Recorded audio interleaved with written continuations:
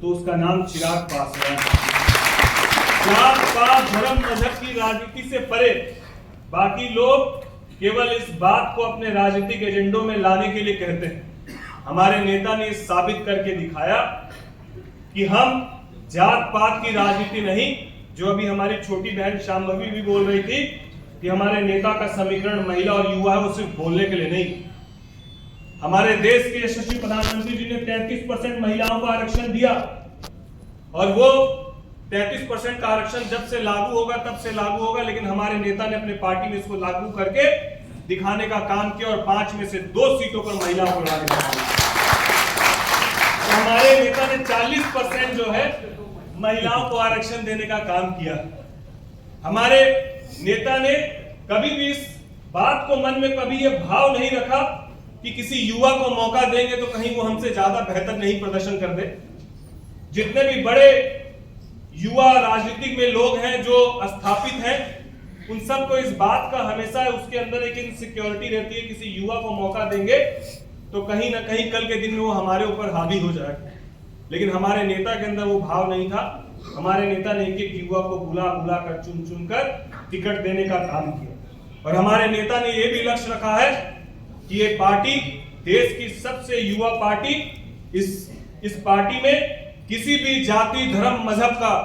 कोई भी युवा साथी, कोई भी हमारे अभिभावक जो पार्टी के लिए समर्पित रहेंगे। हमारे नेता को हर एक विषय की जानकारी है और अब एक सोशल मीडिया ऐसा माध्यम है जिसके माध्यम से आपके हर एक आपकी जानकारी हमारे राष्ट्र अध्यक्ष तक पहुंचती। तो मैं बस आपसे यही कहना चाहता हूं कि आप सब आने वाले 2027 के यूपी के विधानसभा, मैं आपको 2 साल पहले इस बात के लिए कह रहा हूं कि आगामी 2027 में यूपी में भी लोक जनशक्ति पार्टी के विधायक और मंत्री हों। इसके लिए इसकी शुरुआत अभी से ही ब्लॉक स्तर पर बूथ स्तर तक हम लोग को करने की जरूरत है, क्योंकि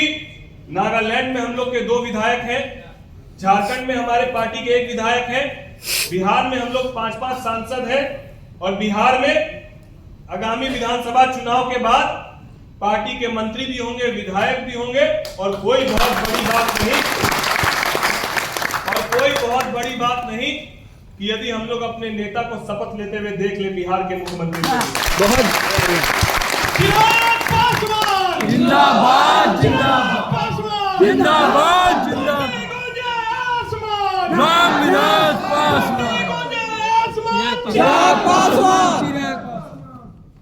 और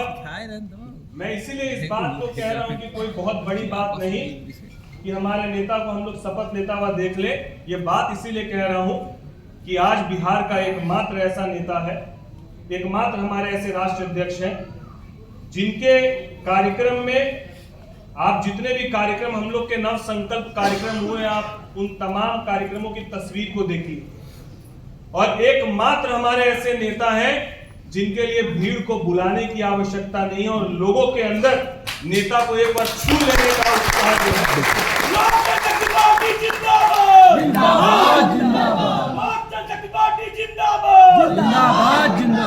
सबके अंदर सीमित शक्ति और सीमित क्षमता। यदि हमारे नेता उस वक्त उन तमाम विशेषज्ञों को जवाब देने में अपनी शक्ति को, अपनी क्षमता को यदि बर्बाद करते, तो जो आज जवाब देने का काम हमारे नेता ने किया, पूरे पार्टी को जोड़कर, वापस से घर पाकर, वापस से कार्यालय पाकर, वापस से 5 के 5 सांसद बिहार में बनाकर और आज देश भर में पार्टी को वापस से खड़ा करने का काम किया। तो ये हमारे नेता ने एक एक कार्यकर्ता को जोड़ कर एक एक जिला में यात्रा करके और पार्टी के तमाम पुराने पदाधिकारियों को एक मत लेकर, एक साथ लेकर वापस से इस पार्टी को खड़ा करने का काम किया। यूं ही नहीं मिलती राहों को मंजिल, एक जुनून सा दिल में भरना पड़ता है। पूछा चिड़िया से कैसे बना आशियाना, बोली भरनी पड़ती है उड़ान बार बार, तिनका तिनका तिनका तिनका जोड़कर हमारे नेता ने वापस से लोक जनशक्ति पार्टी को आज देश स्तर पर इतना मजबूती के साथ खड़ा करने का काम किया। हम लोग कहीं भी जाते हैं, गर्व से हम लोग इस बात को कहते हैं कि हम लोग चिराग पासवान जी की पार्टी से, और ये गर्व इसीलिए महसूस होता है कि हमारे नेता ने न केवल बिहार का मान बढ़ाया है, बल्कि अंतर्राष्ट्रीय स्तर पर जब वो जाते हैं बतौर मंत्री के तौर पर भी, तो जिस तरीके से अपने संबोधन को रखने का काम करते हैं, उन्होंने न केवल बिहार का गौरव बढ़ाने का काम किया है, बल्कि हम सभी पूर्वांचली लोग जितने हैं उन सब के मान और सम्मान को बढ़ाने का काम किया है। तो हम लोग अपने नेता के प्रति अपनी आस्था को व्यक्त करते हुए आप सबके साथ ये विश्वास, हमारे पार्टी के अभिभावक अब्दुल खालिद साहब यहाँ पर मौजूद हैं, उनके समक्ष भी ये विश्वास दिलाते हैं, बिहार के और यूपी के प्रभारी आदरणीय बड़े भाई अरुण भारती जी को ये विश्वास दिलाते हैं कि जब तक सांस है तब तक एक एक दिन लोक जनशक्ति पार्टी को मजबूत करेंगे, और जब तक अपने नेता को मुख्यमंत्री बनता हुआ ना देख ले, और जब तक इस पार्टी को राष्ट्र पार्टी का दर्जा मिलता हुआ नहीं देख ले, तब तक हम लोग सब एक मत होकर इस पार्टी को बढ़ाने का काम करेंगे। और अंत में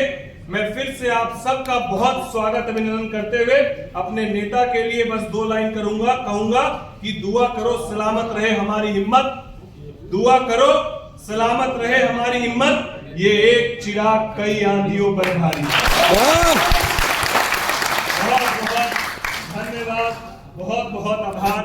आप सबके द्वारा दिए गए स्नेह प्यार आशीर्वाद के लिए। मैं अपने तरफ से आपको ये विश्वास दिलाता हूं कि जब भी